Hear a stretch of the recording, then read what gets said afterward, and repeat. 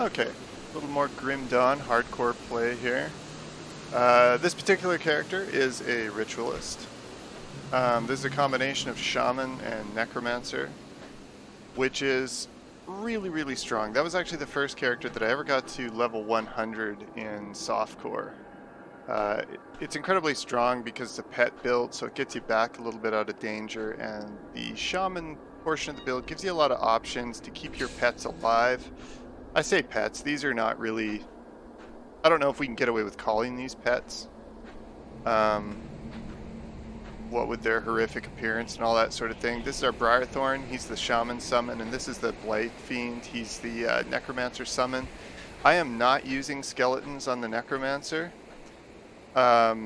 which may or may not be a good idea, but I've been trying to get as many points as possible into the tree here, and as you can see, I'm sort of up to the top tier effect on both of these, and then I'll go farther to get Master of Death when I can, but right now I want to flesh out these two. I've got a couple of buffs, both for myself and for my pets. And we've got Wendigo Totem with Blood Pact added onto it, which of course means that they're getting some life recovery, they're doing a little bit of extra damage, and we're all getting health from that. So I'm just about to take on the first of the quests here at Fort Ikon, heading into the fort to pick up some explosives and supplies for the Legion and kill the former commander who's not quite himself lately. So let's get that underway. Again, it's hardcore, so I may just die. In my last video on Grim Dawn, I did mention that I'm sort of one of those, what did I call it, a 900-hour casual. Well, I looked it up, and that was actually pretty close. I'm an 884.1 hour casual according to Steam. Just going to go ahead and make a quick adjustment here to the sound. Turn that down just a smidge. Now, as you can see here, basically my casting rotation is just to lay down some vines and a little poison spewing thing there on the ground and a totem, and then let my pets do all the work. And the reason that I'm laying down these pulsing attacks is because each of them is linked to an ability that procs chance on attack. And so I just want something that comes out and attacks repeatedly. You can see here these procs popping up. I won't go into too much detail on what I've done with the build. I've actually kind of considered the idea that maybe just for shits and giggles I might do a let's play of a fresh hardcore character. Possibly when I have this character rip or my other hardcore character. We'll see how that goes. Not too sure how much I want to bother making videos, but I have been finding it amusing to make a couple videos lately, so we'll see. This is a pretty good dungeon here. It's definitely definitely one of the, I guess you'd call them like escalation dungeons in terms of your ability to kill bosses. The guy here is certainly bursty enough to take you down. The regular mobs not so much, but the boss is pretty tough. He can kind of kill a melee character pretty easily. And that's sort of a pattern through the game, is you have to be a lot more careful and a lot tougher as a melee than you do as a summoner or as a caster. Which is one of the reasons that my melee hardcore character is still hung up right before the first main boss of the game, because I'm a coward and don't want to try hardcore with melee. I think it's much easier once you've developed a bit of an item pool, so that's kind of what I'm doing with these more caster, summoner-oriented characters. You can see here these two guys are just kind of doing the work for me. It's a little bit of a slower pace than the Pyromancer character that I was on. I did go on to finish the base game with that character. There's one of our quest objectives there. We've got the Legion supplies.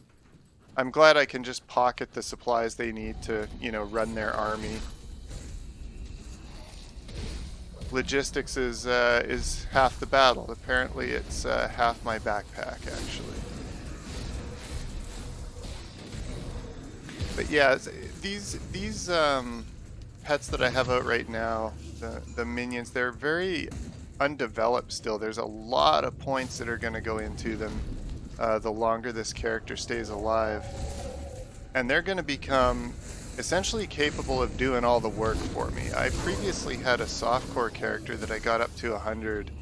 It was a conjurer build, which is the combination of the shaman and the occultist. And I ended up running around with just the hellhound and the briarthorn here. And then what I did is I got a bunch of items that summoned, you know, I got like this one that the swarmlings, one that summons specters from my gauntlets. There's all kinds of items, and so I would sort of, as soon as I would go into combat, I would enter with 2 pets and end up with, I think, 12 or so, which is kind of a pretty cool build as well. And it's a little bit nicer to travel around with, because one of the hassles of you know, going around with a fully built Ritualist, for example, where you're rocking a ton of skeletons and then a few extra minions on the side of that, is that you actually can never see what's going on. Whereas with that build, most of my minions would just kind of despawn after the battle and then automatically respawn when I engaged in the next fight, which was pretty entertaining and incredibly strong as well. Like a very good character, capable of clearing a lot of pretty high level stuff at max level. But what I found it wasn't very good at was Shattered Realms. And that's something where you basically just need to have a ton of group clear. You know, Pyromancer's probably going to be pretty good. This character might end up being quite good because, as you can see, my minions here have a lot of AoE capability. And that's what you need. It's all about how quickly you can clear groups. And I think as I develop these and as I get their poison ability up particularly, that Poison Nova can become extremely deadly. You know, it's almost a full screen clear for the Blight Fiend once you have him built up. But yeah, I'm just dropping into this tonight. Basically, every time I see anything on Diablo Immortal, just makes me want to play this game again. Makes me happy that I'm not falling for Blizzard's nonsense anymore, and it makes me want to play a good version of that game, which is Grim Dawn. How did I manage to lock that? There we go. Okay, so this chamber, which is showing some signs of combat, is where we're going to meet the boss, and he's the former commander of this place. And he's not, like I say, he's not quite himself. One of the big things about this guy, he's got a lot of sort of close range AoEs. What I'm going to do is I'm going to set my pets to aggressive. That means that they'll go farther afield to attack the enemy, and that lets me get a little farther back from him. And I'm going to stay mobile because he's going to do that. I don't really want to get tagged by that. So I'm just going to keep refreshing my abilities, keep dropping the healing totems for my minions, and just kind of keep mobile here so that he's not going to be tagging me. You can see that I'm pulling aggro off him even though I'm not attacking him very much. Enemies know enough in this game to target the summoner. You know, you don't get to escape their attention entirely. And it will help for me to get my minions leveled up a little further so that they draw more aggro. They have a couple abilities that can do that. As you can see, this is a strong build. I mean, it takes a little bit longer. I don't have a ton of pet damage buffs yet. It takes me a little bit longer to get it done, but it's pretty safe. It lets you hang back. There's constant healing pouring in from McDragon's Pact and from that totem that I have set up. It's sturdy. Anyway, that's it. Dungeon done. A little quick one here. Thanks for watching.